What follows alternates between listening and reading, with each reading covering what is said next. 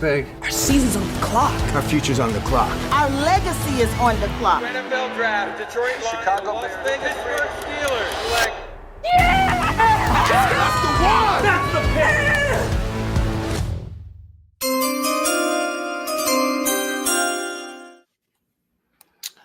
For me, I kind of pivoted to the offensive line. As we hear, the only two offensive linemen now that we can say with confidence will probably be here next season is Ronnie Stanley and Tyler Linderbaum. So I went Troy Fautanu out of Washington, four-star recruit, became a full-time starter in 2022. And he actually was playing left tackle in Washington. He profiles more as a guard in the league.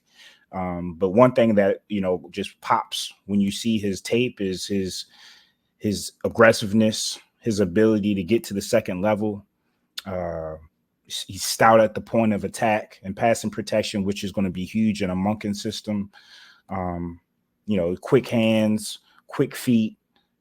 Pass protection, he brings the goods there. And then he also has the power and the aggressiveness to be, and the speed and the agility to be great on the move in the screen game, or, to execute great blocks as a puller.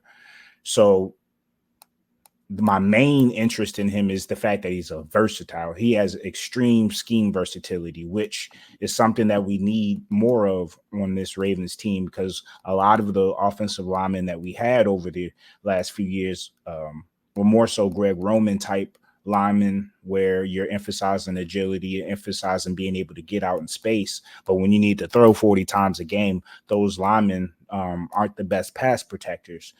Somebody like Fautanu, he can do it all.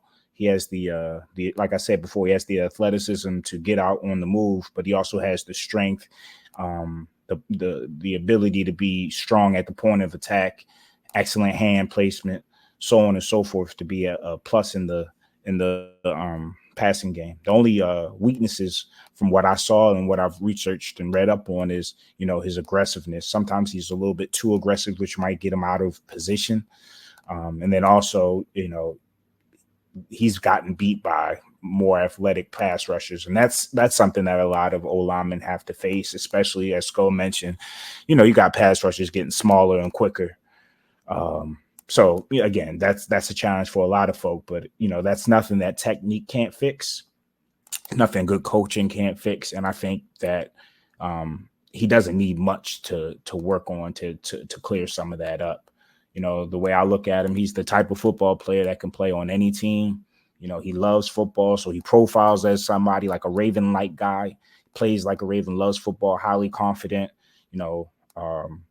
superstar-like abilities, pretty much just like a throwback offensive lineman. And I think that if we can get him, he profiles late in the first round. If we can get him late in the first round and shore up that left side, replace John Simpson with him, I think Ben Cleveland also has a good opportunity to be our right guard. But again, whether that's a competition at right guard or we slot him in at left guard, I think he's a good look. Is he one thing because I know with my guy, to circle back just a little bit, he wasn't heavily penalized. Did you see anything about his penalties? No, I didn't see much about his penalties, but what I did see is, like I said, with the aggressiveness, sometimes he'll play way too aggressively and get beat by, more advanced pass rushers at tackle. But again, he also was playing at tackle. We would be profiling him as a guard, so that'd be a little less of a thing there. And again, he's only 6'4", 317. So I don't look at him as a tackle anyway, but as a guard, that's great size. Yeah, it's perfect for a guard. So, man, I think playing in Washington, Pac-12, he showed a lot of power and will to dominate. But again, it's the Pac-12. Not too many weaknesses. And for where you're getting him, which would be late first, I think it would be a steal. Yeah, for that type of versatility, got a nickname Twinkle Toes. You can kind of see it in the film. Real light on his feet to have that type of size. Agile.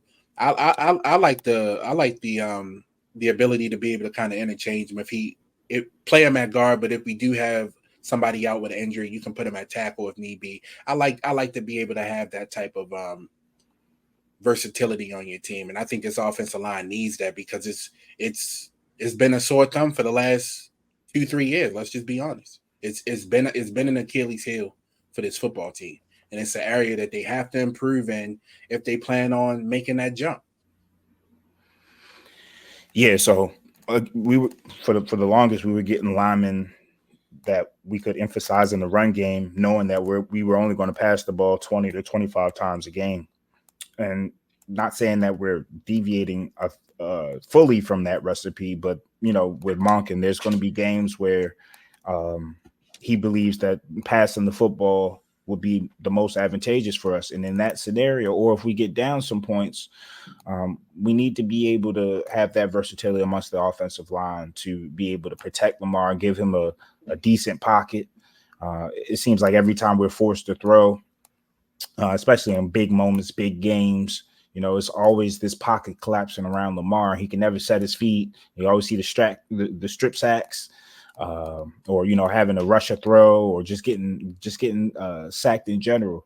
We need to be able to build a fortress around Lamar while also being able to have linemen that can help in the run game. It doesn't need to be a pick there. Like, get a lineman that can do both, and I think he's the prototypical guy that can do both.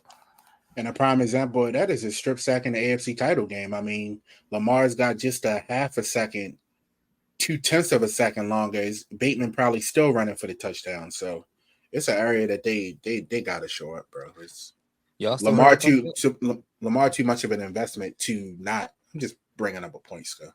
Lamar too big of an investment not to protect him now, and allow him to really reach his full potential. Yeah, I mean, the way I look at it, like, I don't care about the regular season anymore. So when I'm thinking about these players and these fits, I'm thinking about how will they be an added value to us in the biggest moments that we need them in. Because in the regular season, we can run the ball with any offensive lineman. I saw John Simpson, being valuable in the regular season until, the real game started, and then he's getting cooked. You know what I mean? We can't have more of that.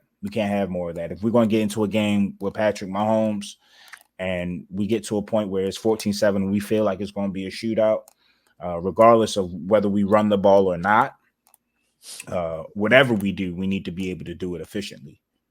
And we weren't able to do it last time. So how do we fix that? How will we move forward from that? You bring in guys that can do both. So I like it.